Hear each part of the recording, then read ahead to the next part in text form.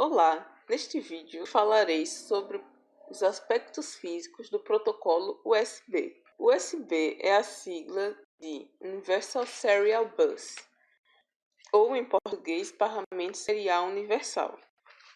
Foi criado em 1995 com o objetivo de padronizar a conexão entre periféricos, facilitando assim a ligação entre dispositivos externos e computadores. Este protocolo caracteriza-se por ter um padrão de conexão definido, ou seja, dispositivos compatíveis com USB usam padrões definidos de conexão, evitando assim que haja um tipo diferente de conector para cada equipamento. Ele é plug and play. O sistema operacional reconhece a conexão do dispositivo à porta.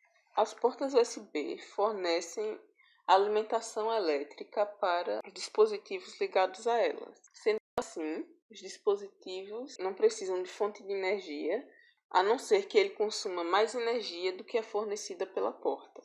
Também há a possibilidade de conectar vários aparelhos numa mesma porta USB, utilizando um dispositivo chamado hub. Porém, a velocidade de transmissão é dividida entre todos os aparelhos conectados no hub. Ele é também hot swappable, ou seja, os dispositivos podem ser conectados ou desconectados sem a necessidade de correr para a primeira versão de USB, a versão 1.0, com taxa de transmissão máxima de 1,5 megabits por segundo. 2 anos depois foi lançada uma versão melhorada da versão 1.0, a versão 1.1. Esta versão tem taxa de transmissão máxima de 12 megabits por segundo. Nos anos 2000 foi lançada a versão 2.0, também conhecida como High Speed USB. Esta versão tem taxa de transmissão de no máximo 480 megabits por segundo, 40 vezes mais que a versão 1.1. Nesta geração surgiram os mini e micro USB. Em 2008 foi lançada a versão 3.2 Gen 1, também conhecida como 3.0 e Super Speed USB 5 gigabits por segundo. Esta versão tem taxa de transmissão máxima de 5 gigabits por segundo. A partir desta versão é possível enviar e transmitir dados ao mesmo tempo, e também a partir desta versão surgiu o gerenciamento de energia, ou seja, a porta só fornece energia caso haja algo ligado a ela. Em 2013 foi lançada a versão 3.2 Gen 2, também conhecida como 3.1 ou Super Speed USB 10 gigabits por segundo. Esta versão tem taxa de transmissão de no máximo 10 gigabits por segundo e utiliza o conector tipo C. Em 2017 surgiu a versão 3.2 Gen 2 X2, também conhecida como 3.2 ou Super Speed USB 20 gigabits por segundo. Esta versão tem taxa de transmissão máxima de 20 gigabits por segundo. Em 2019 foi lançada a versão 4.0, que utiliza o conector tipo C e tem taxa de transmissão máxima de 40 gigabits por segundo. Existem os seguintes tipos de conectores USB. Tipo A é o conector da imagem à esquerda. Normalmente os cabos têm um conector tipo A em uma das extremidades e um conector de outro tipo na outra extremidade. Tipo B é o conector da imagem à direita. Ele é quadrado e tem os cantos externos das extremidades superiores chanfrados. Ambos os tipos possuem 4 pinos, o VCC e o GND para fornecimento de energia e D+, e D- para transmissão de dados. Na versão 3.2 G1 foram adicionados 5 pinos a esses conectores. O conector tipo A desta versão é retrocompatível, mas os tipo B não são. Conectores mini USB-A e mini USB-B são versões menores dos conectores tipo A e tipo B. Com o surgimento do micro USB, este tipo de conector foi praticamente inutilizado. Ambos os tipos possuem 5 pinos, VCC e GND para fornecimento de energia, D+, e D- para transmissão de dados, e o ID, que identifica se o conector é tipo A ou tipo B. Os conectores micro-USB-A e micro-USB-B são versões ainda menores dos tipos A e B. Possuem os mesmos pinos que os mini-USB e são utilizados principalmente em smartphones. Conector USB tipo C. Este conector possui conexão simétrica, ou seja, ele pode ser conectado de ambos os lados. Ele possui 24 pinos internos, sendo 12 de cada lado.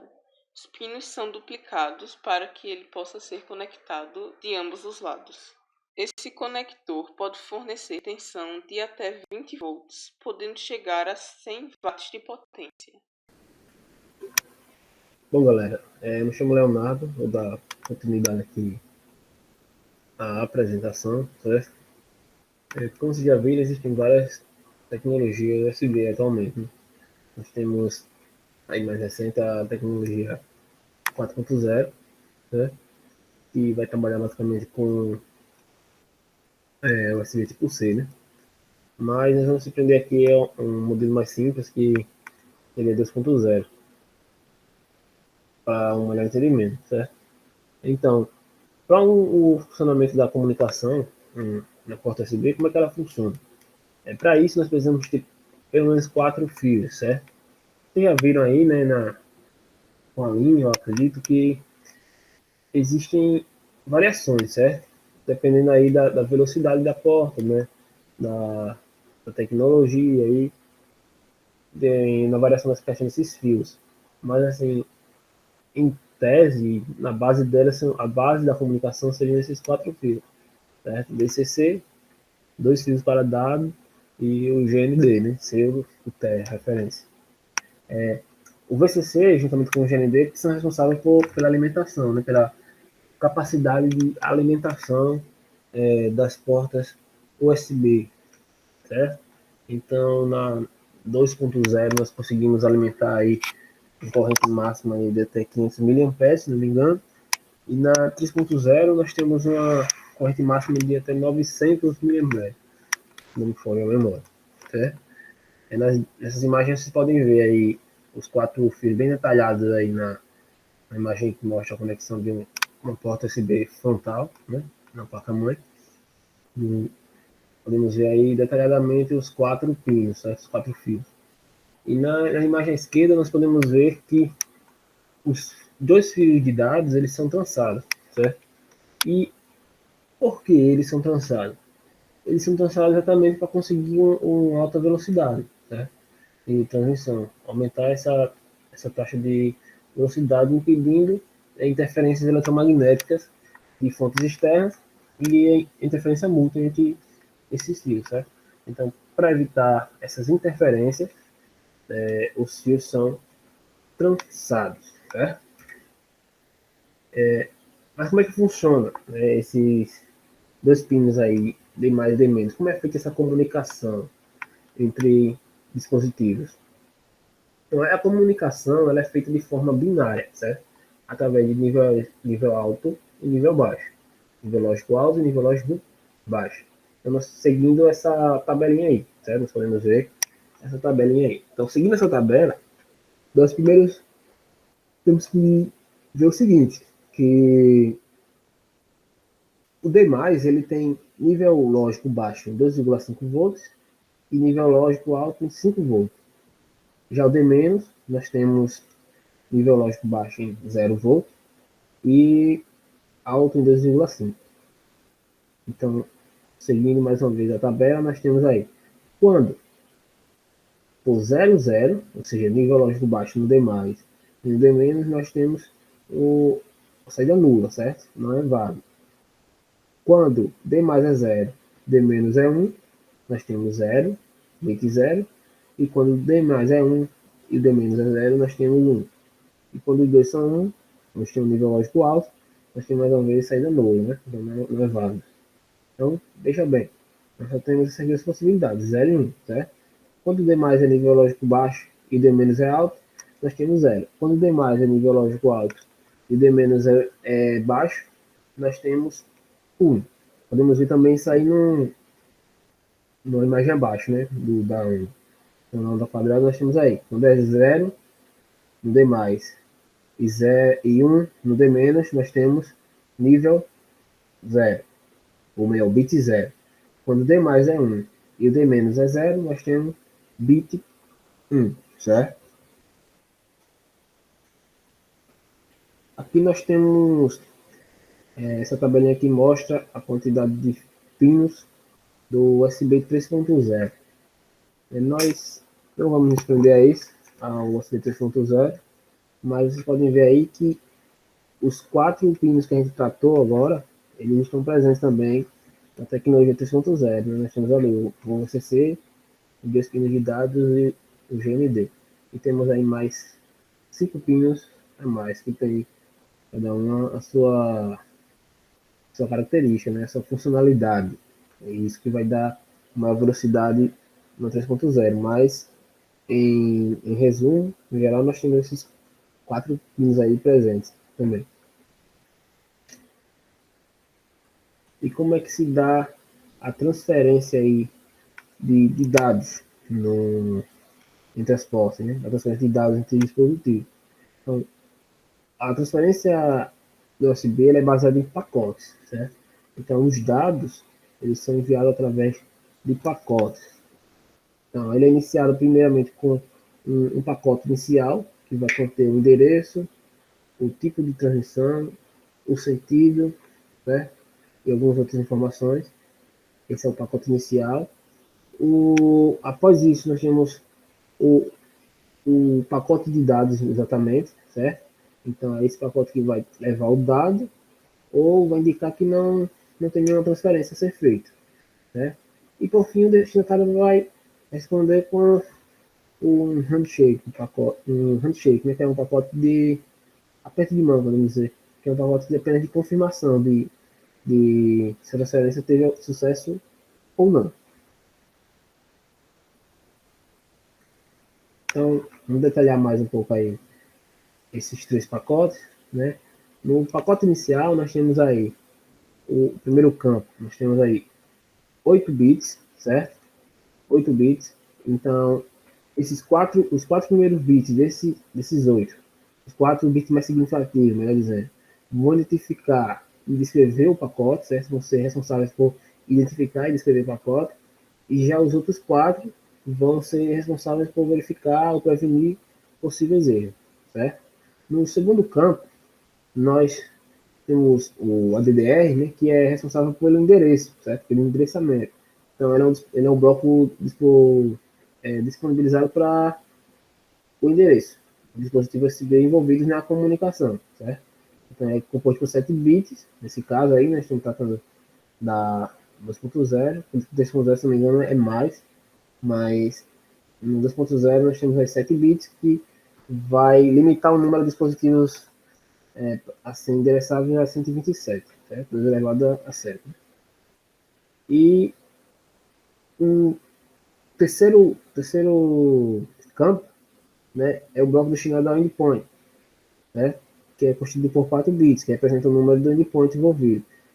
E vai permitir maior flexibilidade no endereçamento de funções que necessitam de mais de um subcanal, certo? E o último campo aí desse primeiro pacote, né, que é lembrando que é o pacote inicial aí do processo de transmissão de dados, certo? O CRC, que é um pacote, um bloco destinado à detecção de erros na transmissão. Após enviar esse pacote inicial, aí vem o pacote de dados exatamente, certo? E esse pacote de dados, ele tem 2 campos já tratados, né, que são presentes também no primeiro pacote, que é o CRC e o PD, né, que são o primeiro campo e o último, o terceiro. E tem o campo de dados, que é composto pelos dados que vão ser enviados, né? Então, basicamente é isso. Nós temos o pacote inicial e o pacote de dados, exatamente. Após isso, nós temos ainda o último pacote, que é o handshake, que ele vai ser responsável por finalizar a transmissão, né? Então, é ele que vai dizer se o pacote ele foi enviado com sucesso ao emissor, ou se o receptor não pôde aceitar os pacotes de dados, ou se ocorreu um endpoint. Então, nós temos aí três possíveis respostas que esse pacote ele vai efetuar, certo?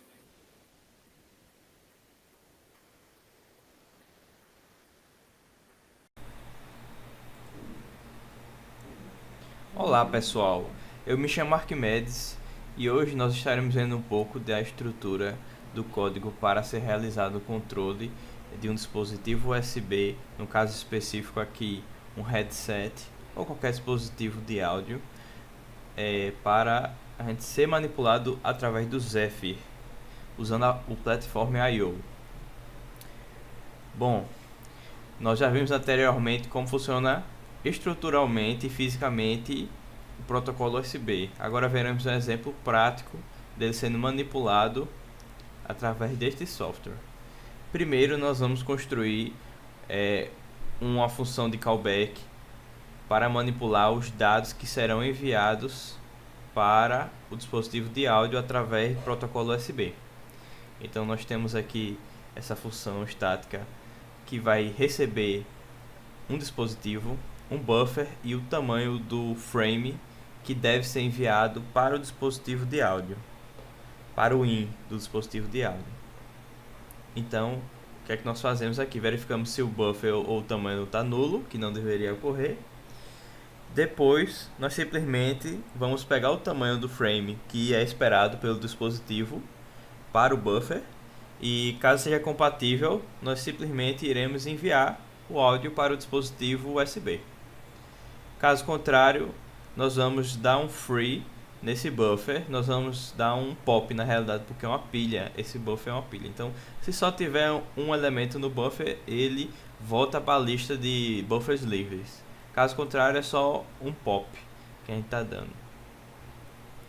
Depois nós vamos fazer uma função de callback para manipular as funções do dispositivo USB. No caso aqui, um headset. Então nós temos aqui só um esqueleto, mas caso alguém queira implementar, poderia, por exemplo, implementar uma função de aumentar volume, diminuir volume, mutar. Então nós temos enums para cada tipo de controle do dispositivo, e usando essa função de callback a gente consegue manipular o dispositivo USB. Bom, essa estrutura de dados aqui é onde nós vamos colocar nossas funções de callback. Então, tanto a função que vai manipular os dados que vão ser enviados para o dispositivo, como as funções do dispositivo. Será através dessa estrutura aqui. Agora nós vamos olhar um pouquinho a nossa função main. Bom, primeiramente nós estamos definindo um novo dispositivo.